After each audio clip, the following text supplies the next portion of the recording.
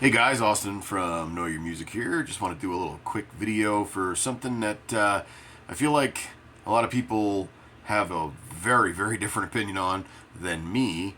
And I think that a lot of people's opinions on this are based on previous people's opinions and also on Billboard and record sales and so forth. So I wanted to just kind of throw this out here to give you guys sort of a different view on this. The band Aerosmith. Now, everybody knows if you like rock and roll music, you know the band Aerosmith.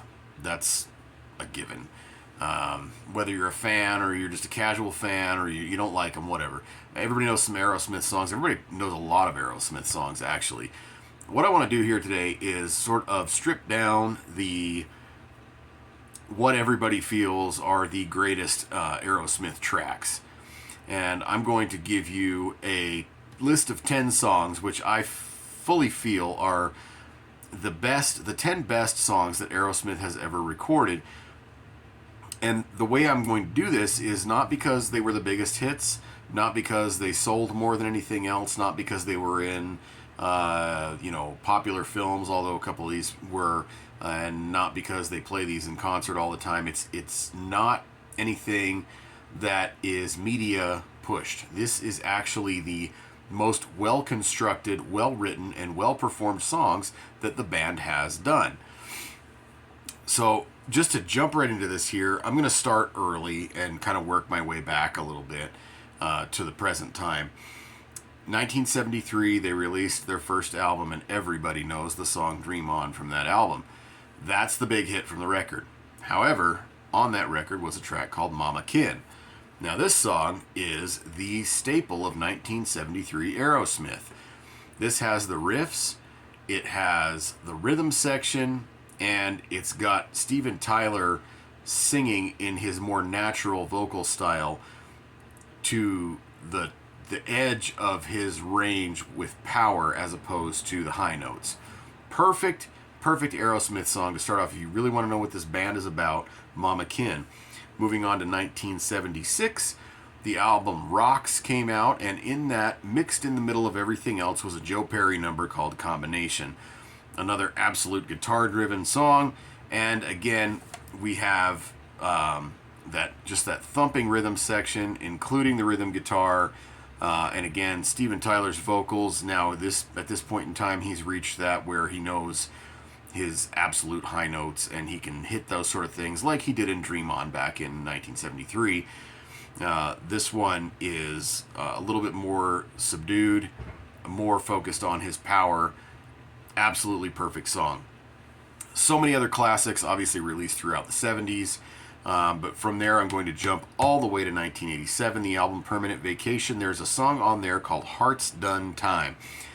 The only problem I have with this song is it was written with an outside songwriter, which I really feel like, even though Aerosmith became more popular when they did this, it was their downfall as far as the truth behind the band, what they really created as a band, the magic that they had together. Heart's Done Time still feels like that type of track, even though it does have an outside popular songwriter on it. From the same album, there's also a song called Magic Touch. This was a full-on Aerosmith number.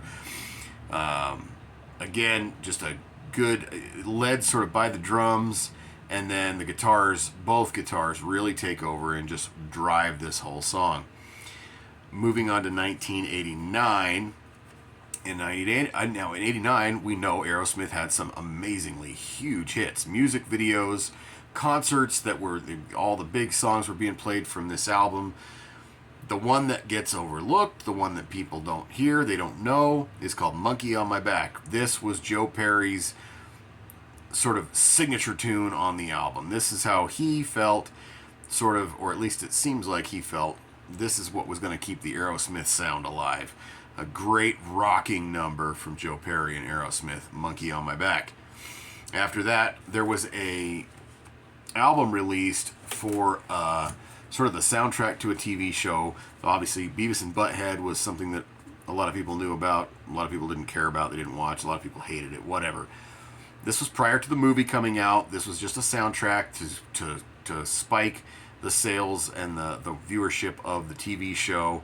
It was called the Beavis and Butthead Experience, and Aerosmith lent a song to that called Deuces Are Wild. Deuces Are Wild is a terrific mid-tempo, almost ballad with a lot of guitar power behind it.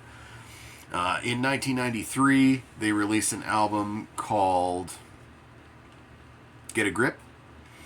From that album, and actually aside from that album, in the Ace Ventura Pet Detective soundtrack, they released a song called Line Up, which is where it got the most notice.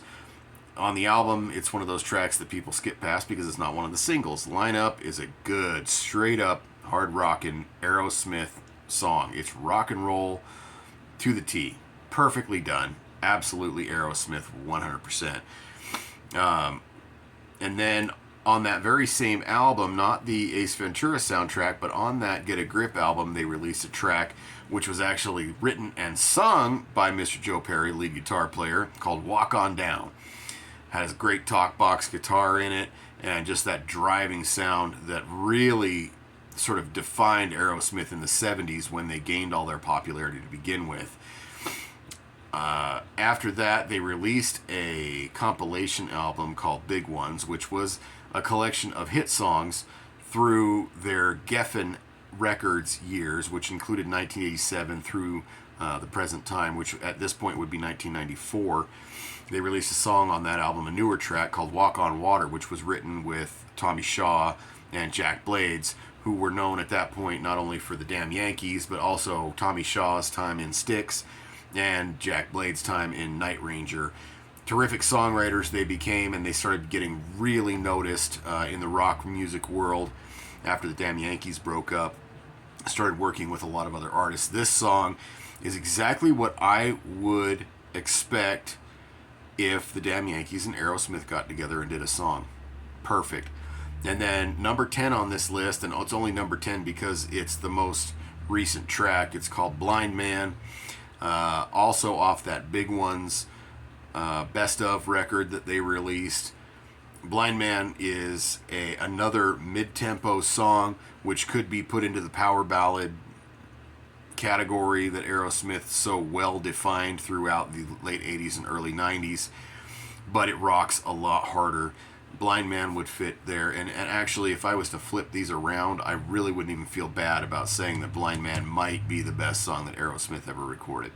So there's your 10 tracks. If you want to know Aerosmith, you want to know what they really sound like, and you want to get a really good feeling of one of the biggest, greatest rock and roll bands in the history of music, those are the songs you start with. You don't pick up the greatest hits albums, you don't listen to the radio, you don't watch the music videos on YouTube or wherever.